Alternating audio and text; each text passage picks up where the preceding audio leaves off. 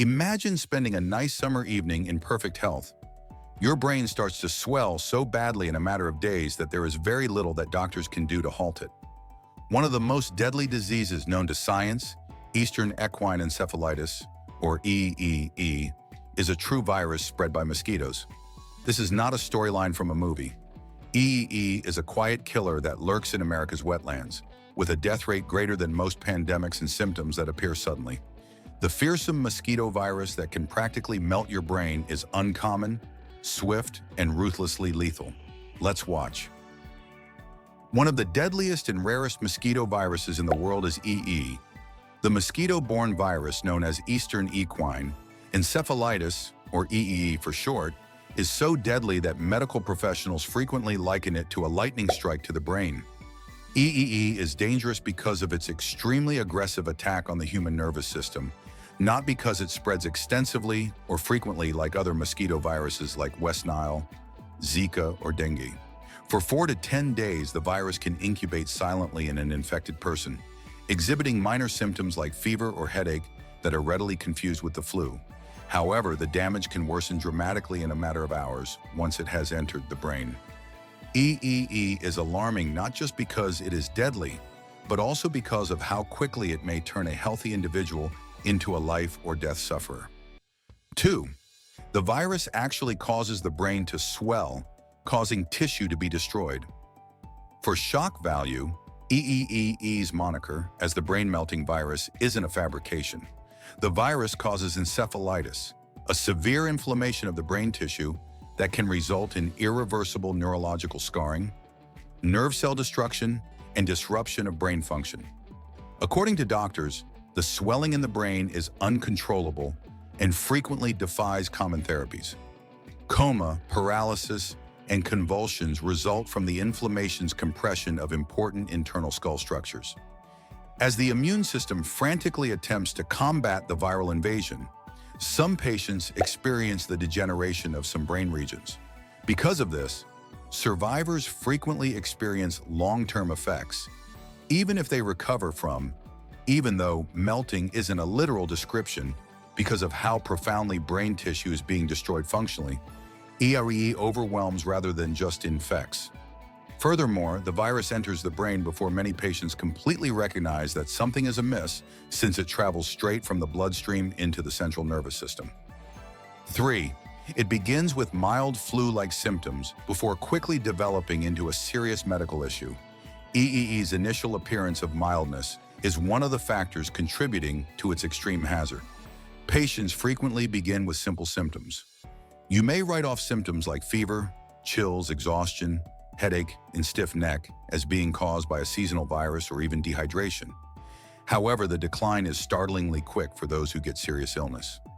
Minor pain can develop into severe headaches, a high fever over 103 degrees Fahrenheit, confusion, disorientation, and extreme light sensitivity in a matter of 24 to 48 hours. Seizures could ensue. Before they even get to the hospital, some people go into a coma, because the chances of survival drastically decrease once brain swelling reaches a certain point. Doctors view EE as a real medical race against time. Even cutting-edge care, such as respiratory assistance, anti-seizure drugs, and intravenous fluids, can only control symptoms. Neither a remedy nor an antiviral medication that eradicates the infection directly exists. The patient's sole hope is the immune system. The fact that only a tiny number of infected individuals develop severe symptoms, including encephalitis, adds to the disease's unpredictability. However, those who do experience some of the most severe neuropathological consequences of any mosquito virus that is now known to exist. 4. EEE moves through a secret swamp cycle. With birds and mosquitoes, EEE spreads differently than most people think. Common backyard mosquitoes do not carry it.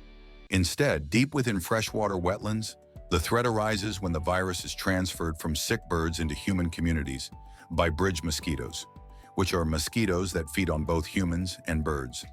Periodically, outbreaks are caused by these mosquitoes biting people or horses. Patterns of the climate also matter. Mosquito survival and breeding rates have increased due to warmer winters, more rainfall, and more wetlands. For this reason, Recent increases in EEE cases frequently follow exceptionally warm or rainy seasons. The virus can also infect horses, which are regarded as dead-end hosts since they can get quite sick but cannot infect people.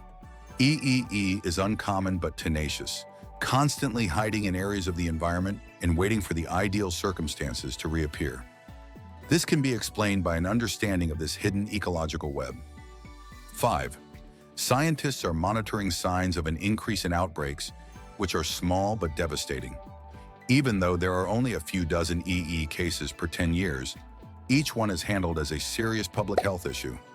In recent years, epidemics have occurred in states such as Massachusetts, Michigan, Florida, New York, and North Carolina, often over several consecutive summers.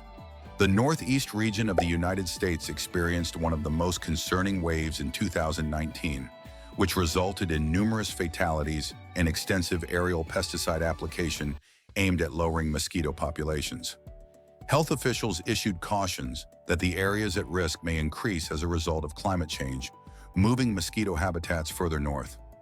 EEE outbreaks are particularly worrisome because they can happen suddenly. One year there can be no cases, and the next year there could be 6 serious infections in nearby towns. Communities respond quickly when even one instance leads to immediate hospitalization or death. Families stay indoors, schools stop outside activities at sunset, and states step up their mosquito surveillance. Predicting EEE is still very challenging even with intensive monitoring.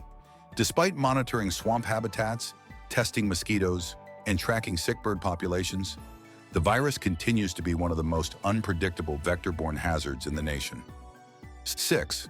Since there is no human cure or vaccine, the only real defense is prevention. The dearth of medical methods to prevent EEE is one of the most disturbing facts about it. Vaccines are available and commonly used for horses. However, neither a vaccination nor an antiviral drug that can neutralize the virus after it enters the body has been approved for use in humans. Only the management of complications, swelling reduction, seizure prevention, and breathing support is the focus of treatment. The death rate is startlingly high, even with the best medical treatment, and survivors may have to undergo months or years of rehabilitation.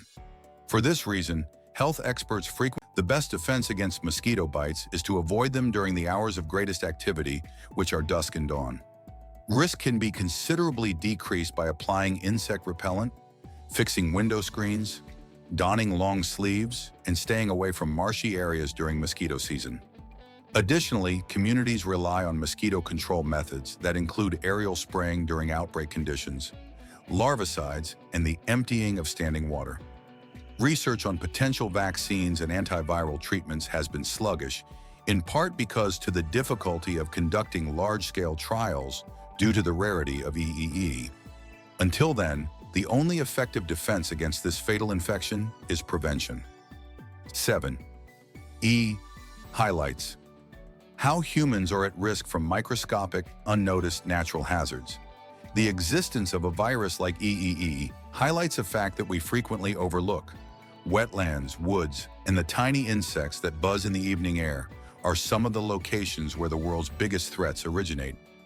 EEE does not generate widespread outbreaks, transmit through human contact, or make headlines like COVID-19 or Zika. However, it is one of nature's most dreadful infections due to its capacity to rapidly deteriorate the brain. It reminds us that we have a delicate relationship with the environment. Viruses that were formerly limited to isolated wetlands may progressively spread to new locations as a result of changing climate patterns and mosquito habitat expansion. Although EEE is a class of newly developing infectious illnesses whose behavior can alter as ecosystems change, it is not a threat to the world's health.